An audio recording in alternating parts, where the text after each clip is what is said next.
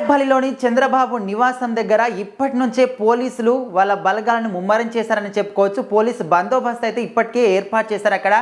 So ఇందులోనే భాగంగా ఉండవల్లి దగ్గర 2 చెక్ పోస్టులను కూడా ఏర్పాటు చేసిన విషయం మనకి ఇప్పుడు ప్రజెంట్ తెలుస్తుంది.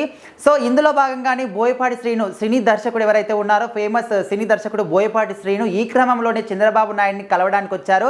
సో ఆయనకు రాజకీయాలకు ఎలాంటి సంబంధం లేదు. కాకపోతే చంద్రబాబు ముందస్తుగా ఆల్రెడీ ఆయన గెలుస్తున్నాడు, భారీ మెజార్టీతోటి గెలిచిపోయాడు అని కూడా మనకు న్యూస్ అనేది వస్తూ ఉంది. సో అందులో భాగంగానే బోయపాటి శ్రీను ఏంటంటే ముందస్తుగానే విష్ చేద్దాము, పలకరిద్దామని ఒక మర్యాదపూర్వకంగా చంద్రబాబుని కలవడానికి వచ్చాడు. సో అందుకోసమని ఇంకా కొంతమంది పోలీసు, ఎట్లాగో ఆయన సినీ ఇండస్ట్రీకి సంబంధించిన వాడు కాబట్టి ఇంకా కొంతమంది పోలీసులను కూడా అక్కడ మోహరించినట్టు తెలుస్తుంది. సో దీన్ని చూసి చాలామంది ఇప్పటికే కూడా మనకు కూటమి అనేది ఫామ్లోకి రాబోతుంది, ఆల్రెడీ వచ్చేసింది, ఆల్మోస్ట్ విజయం అంచుల్లో ఉంది కూటమి కూడా మనం చెప్పుకోవచ్చు.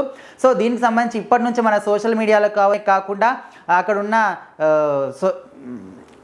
అక్కడున్న ఏరియాలో కూడా ఇటు టీడీపీ కావచ్చు, జనసేన పార్టీ కావచ్చు, బీజేపీ కూటమికి సంబంధించిన అందరూ కూడా ఇప్పటి నుంచే పండుగ చేసుకోవడం మొదలుపెట్టారు. ఖచ్చితంగా మా కూటమికి సంబంధించిన వాళ్ళే ఈసారి విజయం సాధిస్తారు, మేము కోరుకున్న నాయకులు మాకు ఈసారి విజయాన్ని సాధించి మాకు నాయకులుగా రాబోతున్నారు, ఈసారి అయినా ఖచ్చితంగా మాకు డెవలప్మెంట్ అనేది అవుతుంది, ప్రజల పరంగా ఎలాంటి కష్టాలు రాకుండా ప్రజల సమస్యలు అన్నీ కూడా వీలైన తీరుస్తారని ఒక నమ్మకంతో ఇప్పుడు ప్రజలందరూ ఉన్నట్టు కూడా తెలుస్తుంది.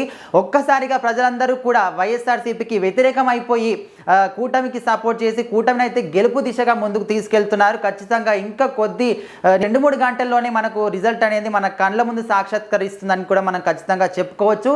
ఖచ్చితంగా ఈసారి కూటమే ప్రభుత్వాన్ని ఫామ్ చేస్తుంది, ఖచ్చితంగా రూల్ చేస్తుందని చెప్పుకోవచ్చు. వైసీపీ మాత్రం చాలా తక్కువ సీట్లకే పరిమితం అయిపోయింది. ఇప్పటి వరకు కూడా వాళ్ళ ఎక్కడ కూడా కనిపిస్తున్న దాఖలాలు చాలా వరకు కనిపిస్తలేవు.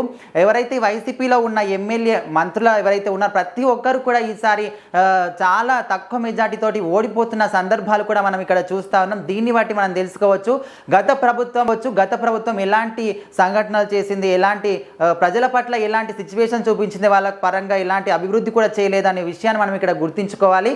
సో వాళ్ళకి వ్యతిరేకంగా ఈసారి కూటమికి సపోర్ట్ చేస్తూ ప్రతి ఒక్కరు కూడా కూటమికి సంబంధించి చంద్రబాబు నాయుడు గారిని అండ్ పవన్ కళ్యాణ్ వీళ్ళ కూటమిని గెలిపించుకుంటున్నారు. సో ఇంకా 2-3 గంటల్లో మాత్రమే ఖచ్చితంగా మనం ఈ రిజల్ట్ కోసం అయితే వెయిట్ చూడాల్సింది. అప్పటి వరకు చూస్తూనే ఉండండి. Thank you.